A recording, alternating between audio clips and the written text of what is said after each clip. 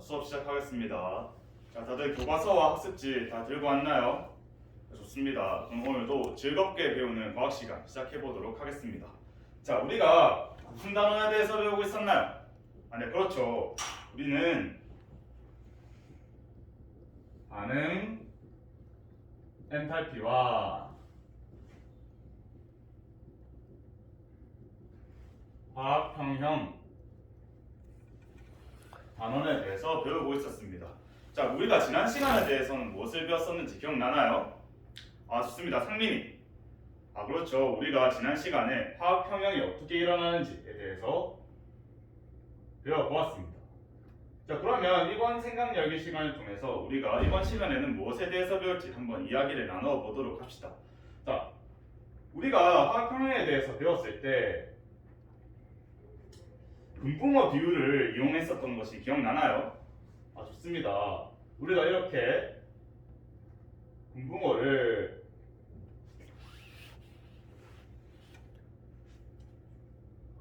이렇게 유리관 안에 두었을 때 금붕어가 처음에는 여러 왔다 갔다 하지만 결국에는 두 가지 A와 B 공간 안에 비슷하게 존재하는 것을 확인할 수 있었죠.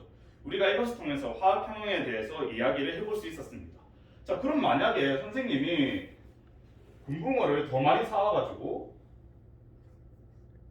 금붕어를 이쪽 A에다가 금붕어 6마리를 더 넣어줍니다. 그러면 혹시 어떠한 변화가 일어날까요? 좋습니다. 이렇게 금붕어를 새로 넣어주면 새로운 평형에 도달한다 라고 이야기를 해주었습니다. 그러면 이렇게 새로운 평형에 도달하는 것은 여기서 보았을 때 어떠한 변인 때문에 그렇게 발생하는 것 같나요? 그렇죠. 수호. 수호는 우리가 금붕어를 넣어주었기 때문에 금붕어의 수가 변인으로 작용할 것이다 라고 이야기를 해주었습니다. 좋은 접근인 것 같아요. 혹시 또 다른 생각을 가진 학생 있나요? 그렇죠. 유진이. 좋습니다. 유진이는 수호의 의견에 덧붙여서 우리가 조금 더 화학적으로 접근해 본다면 이 금붕어는 입자수로 비유할 수 있을 것이다. 그렇기 때문에 입자수가 변인일 것이다 라고 이야기를 해주었습니다. 다들 정말 좋은 의견인 것 같아요. 결국에 선생님이 정리를 해보자면 입자수가 늘어나서 입자수가 변인이 될 것이다 라고 이야기를 했는데 우리가 지금 이 수조 안에 물의 높이는 일정하기 때문에 부피가 일정할 때 입자수가 늘어나는 것이라고 할 수 있겠네요. 그럼 이렇게 부피가 일정할 때 입자수가 늘어나는 것은 어떻게 되는 것을 의미할까요? 그렇죠. 지환이.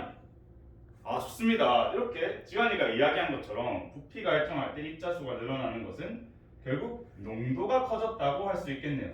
그러면 오늘 어떤 것에 대해서 배우는 것 같아요? 좋습니다. 그렇죠. 우리가 농도에 따라서 화학 평형이 어떻게 이동할지에 대해서 배울 것 같다라고 다들 잘 이야기해 준 것 같습니다. 자, 그러면 오늘 학습 목표를 선생님이 적어줄 테니까 다 같이 한번 읽어봅시다. 자, 학습 목표 첫 번째. 자, 농도에 따른 화학 평형 이동을 설명할 수 있다. 자, 두 번째. 농도에 따른 화학 평형 이동을 관찰할 수 있다. 좋습니다. 자, 세 번째. 논의 과정에서 다른 학생들의 의견을 존중할 수 있다. 좋습니다. 자, 이제 우리가 이렇게 학습 목표를 달성하기 위해서 또 탐구를 진행해 봐야겠죠. 그러면 선생님이 그 학습 목표를 달성하기 위한 과정을 간단히 안내해 볼게요. 자, 그러면 오늘 우리가 실험을 하나 진행할 거예요. 실험을 하나 진행하고 나서 그 실험의 결과에 대해서 논의를 해보고 그 논의를 한 결과를 바탕으로 개념을 학습했으니까 또 그 개념을 적용해 볼 줄도 알아야겠죠. 그렇게 이러한 과정을 통해서 우리가 학습을 해보도록 하겠습니다. 자, 그러면 탐구 활동을 진행해 보도록 합시다. 자, 여러분들 다 지금 실험실 책상 위에 실험 재료가 다 놓아져 있나요? 좋습니다. 그 실험 재료를 보니까 어떠한 것들이 있나요? 그렇죠. 지금 여러 가지 시약들이랑 그리고 비커 이런 것들이 놓여져 있죠. 그런데 우리가 지금 오늘 농도에 따라서 화학 평형이 어떻게 이동하는지 알아야 되는데 지금 주어진 시약이 두 가지가 있는데 우리가 여기서 어떻게 화학평형을 판단할 수 있을까요? 그렇죠. 유진이. 유진이는 우리가 이렇게 두 가지 물질에서 화학평형을 색깔 변화를 통해서 알아볼 수 있다고 해요. 유진이는 혹시 왜 그렇게 생각했나요? 좋습니다. 유진이는 선생님이 지난 시간에 내준 MSDS를 통해서 시약을 조사하라는 과제를 해보았더니 이 두 가지 물질이 나타내는 색이 달랐다고 이야기를 했습니다. 정말 좋은 접근인 것 같아요. 그러면 이 두 가지 색이 각각 어떤 색을 나타내었나요? 좋습니다. 유진이가 MSDS를 통해서 확인해 보니까 다음 물질은 주황색 그리고 다음 물질은 노란색을 나타냈다고 합니다. 좋습니다. 그러면 우리가 색깔을 가지고 화학평형을 나타낼 수 있을까요? 좋습니다. 그러면 이번 시간에는 이 색깔을 통해서 화학평형을 어떻게 일어나는지 확인을 해보도록 합시다. 자, 그러면 지금 구글 클래스룸에 다 같이 한번 태블릿 PC를 이용해서 들어가 봅시다. 자, 들어가니까 지금 자료 1이 나와 있죠. 지금 거기에 실험 방법에 대해서도 잘 나와 있습니다. 그러면 그 실험 방법을 통해서 우리가 화학평형이 어떻게 일어나는지 한번 결과를 정리해서 이번 실험 결과는 패들렛에 한번 업로드를 해보도록 합시다. 자, 그러면 선생님이 실험 시작하기 전에 오늘 평가는 동료 평가와 보고서 평가를 진행할 거예요. 그러니까 여러분들이 모두먼들과 협력하고 그리고 활동 내용이 보고서에도 잘 담겨 있어야겠죠? 네, 좋습니다. 그러면 선생님이 15분을 줄 테니까 15분 동안 활동을 마무리할 수 있도록 하기 전에 그 전에 우리가 또 실험을 하기 전에 확인해야 되는 게 한 가지 있었죠. 무엇이었죠? 그렇죠. 실험 안전 유의사항에 대해서도 확인을 해야 돼. 그렇습니다. 그러면 선생님이 실험실 5분 안전 영상을 준비했으니까 이 영상을 다 같이 볼 수 있도록 합시다. 자, 뒤앉은 학생들도 잘 보이나요? 좋습니다. 자, 이제 우리가 이렇게 실험 안전 유의사항에 대해서도 확인해 보았으니까 그러면 한번 실험 시작해 보도록 할게요. 자, 15분을 줄 테니까 15분 동안 활동을 마무리할 수 있도록 합시다. 자, 시작합시다.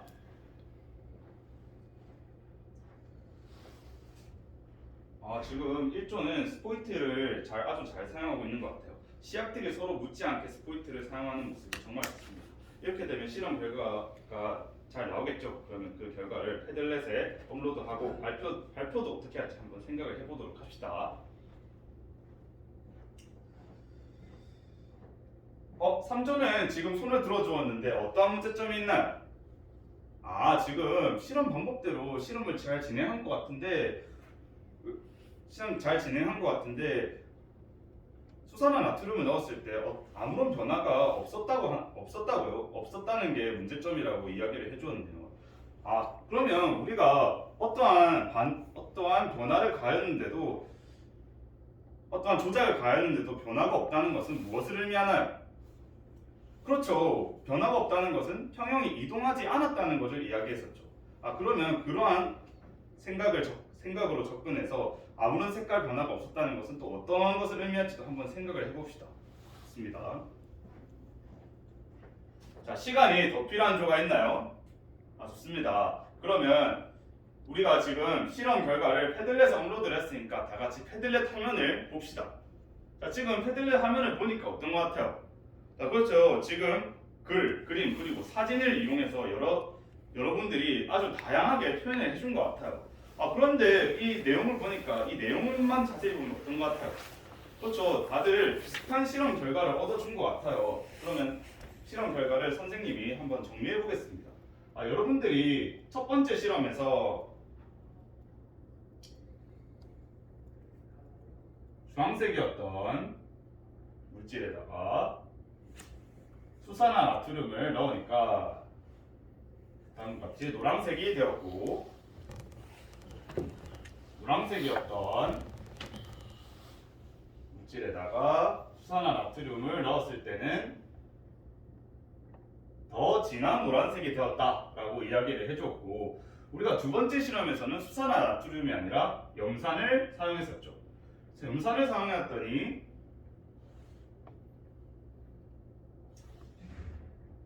다음과 같은 물질에서는 주황색이 더 진하게 나타났고, 그리고 노란색이었던 것이 주황색이 되었다라고 모든 조가 결과를 비슷하게 구해준 것 같습니다. 자, 그러면 이렇게 색깔 변화가 나타나는 것은 우리가 잘 알겠는데, 이러한 색깔 변화가 선생님이 처음에 이야기했었던 다음과 같은 반응에서 어떻게 화학 평형을 설명할 수가 있을까요? 아, 그렇죠. 성민이. 아, 좋습니다. 성민이가 이야기를 잘 해주었어요. 우리가 아까 실험 설명을 할 때 화학 반응식에 대해서 잘 나타내주지 못한 것 같아요. 그래서 성민이가 화학 반응식을 다시 나타내주면서 이야기를 해주었습니다. 성민이는 다음과 같은 반응식에서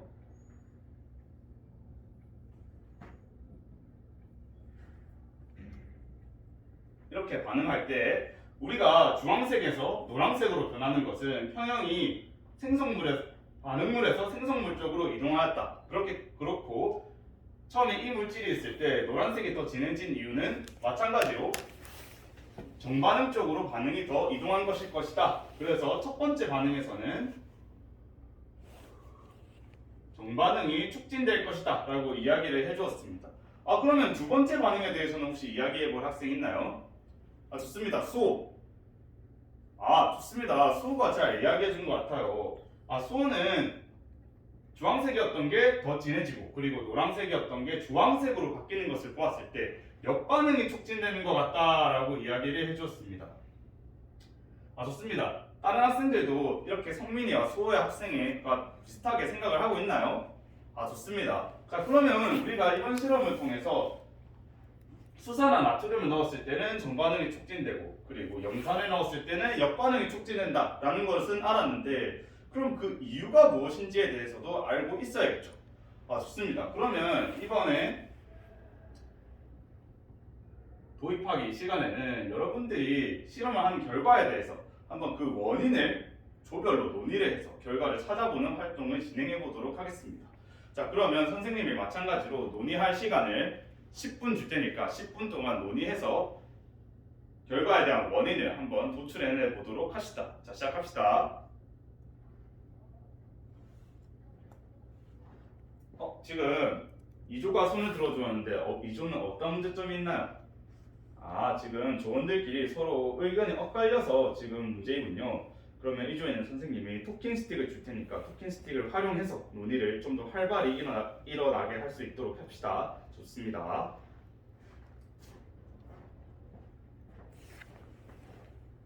아, 좋습니다. 시간이 더 필요한 조가 있나요?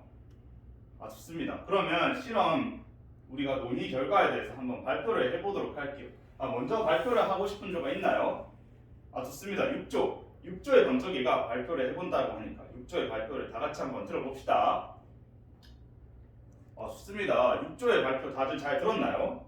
아, 좋습니다. 6조는 지금 첫 번째 실험 결과에서 수산화 나트륨을 넣어줬을 때 우리가 생성물에 있던 이 수소 이온이 수산화 나트륨의 수산화 이온과 만나서 물이 생성된다. 그렇기 때문에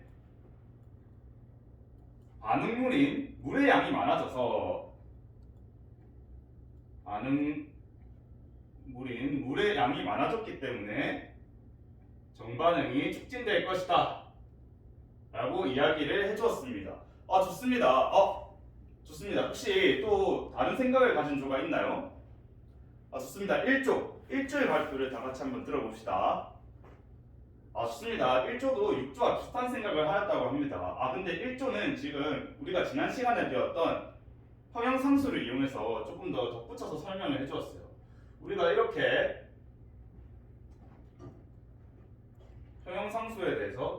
평형상수와 반응상수에 대해서 배웠었죠. 그래서 반응물이 많아지면은 이 반응상수 값이 작아지기 때문에 평형상수인 K 값이 더 커져서 정반응이 촉진되는 정반응이 촉진되는 것이다 라고 이야기를 해주었습니다. 자, 그러면 그리고 두 번째 반응에 대해서도 이번에는 같이 설명을 해주었네요. 두 번째 반응에서는 우리가 염산을 넣어주었기 때문에 수소 이온의 농도가 증가해서 수소이온의 농도가 증가해서 결국 이것은 생성물의 농도가 증가한 것이니까 역반응이 촉진될 것이다. 마찬가지로 수식을 이용해서 나타내 주었어. 이때는 생성물의 농도가 많아지기 때문에 반응 상수값이 더 크기 때문에 역반응이 촉진될 것이다 라고 이야기를 해줬습니다. 혹시 다른 생각을 가진 조가 더 있나요? 좋습니다. 2조가 발표해본다니까 2조의 발표를 한번 들어봅시다. 좋습니다. 2조는 다른 조와 비슷한 결과를 얻어내었는데 결과를 해석하는 게 조금은 달랐어요. 2조의 이야기를 들어보니까 우리가 이렇게 물을 생성하는 중화 반응이 일어나는 것은 맞지만 우리가 이 과정에서 물에 초점을 두는 게 아니라 생성물인 수소이온의 농도가 낮아졌기 때문에 Q값이 감소하여서 정반응이 촉진되는 것이다 라고 이야기를 해주었습니다. 지금 약간 의견이 차이가 생기고 있는 것 같아요. 자, 혹시 여러분들 이렇게 다른 조의 의견을 다들 들어보니까 지금 어떤 것 같아요? 혹시 궁금한 점이나 설명해보고 싶은 점이 있는 학생 있나요? 좋습니다. 2조의 가영이가 이야기할 것이 있다고 하니까 가영이의 이야기를 한번 다 같이 들어봅시다. 좋습니다. 가영이가 지금 아주 예리하게 잘 얘기해 준 것 같아요. 가영이는 이렇게 2조와 6조가 얻어낸 결과에 대해서 2조와 6조는 이렇게 물이 증가하기 때문에 물의 양이 증가해서 반응물이 늘어났기 때문에 정반응이 촉진된다고 하는 것이 옳지 않다라고 이야기해 주었습니다. 그 이유는 우리가 지난 시간에 배웠었던 이 반응상수 값이 우리가 지난 시간에 배웠었던 반응상수 값에는 순수한 액체인 물은 우리가 반응물에서 농도값으로 사용하지 않는다라고 이야기를 하면서 이 물은 그렇기 때문에 물로 설명하는 것보다 2조가 설명한 것처럼 수소이온의 농도가 감소하였기 때문에 반응 지수값이 감소하는 것이다 라고 설명하는 것이 더 옳다고 이야기를 해주었습니다. 지금 다른 학생들은 가영이의 설명을 듣고 나니까 조금 생각이 바뀌었나요? 좋습니다. 지금 가영이가 아주 설명을 잘해준 것 같아요. 다른 학생들도 생각이 조금 바뀌었다고 하네요. 그러면 우리가 이렇게 간단한 토의를 해보니까 어떠한 결과를 얻어낼 수 있었던 것 같아요? 좋습니다. 지환이. 좋습니다. 지환이는 우리가 첫 번째 실험한 결과도 같이 엮어서 설명을 해주었어요. 지환이는 우리가 이렇게 정반응이 촉진되고 역반응이 촉진되는 것이 이렇게 생성물과 반응물의 농도가 변함에 따라서 다음과 같이 결과를 얻어낼 수 있었다. 그렇기 때문에 이렇게 첫 번째 실험에서는 수소이온의 농도가 감소하여서 정반응이 촉진된 것이고, 두 번째는 수소이온의 농도가 증가하였기 때문에 역반응이 촉진되었기 때문에 색깔이 주황색으로 나온 것이다 라고 모든 내용을 정리해서 이야기를 해주었습니다. 다들 이 지환이의 설명에 같은 생각을 가지고 있나요? 같은 생각을 가지고 있다면 손을 머리 위로 올려서 이렇게 좋아요 표시를 다 같이 한번 해봅시다. 좋습니다. 모든 학생들이 같은 생각을 가지고 있는 것 같아요. 역시 이렇게 우리 협력이 넘치는 과학 시간 정말 보기 좋은 것 같습니다. 자, 그러면 이렇게 우리가 농도에 따라서 화학 평형이 바뀔 수 있다라는 것을 학습을 해보았는데, 그러면 우리가 이러한 내용을 또 개념을 정확한 단어에 대해서도 용어에 대해서도 알아보아야겠죠. 그러면 우리가 이렇게 평형 상태에서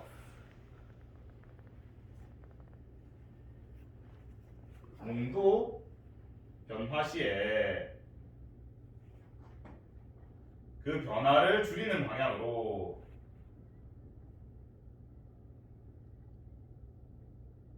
평형이 이동하는 것을 무엇이라고 할까요?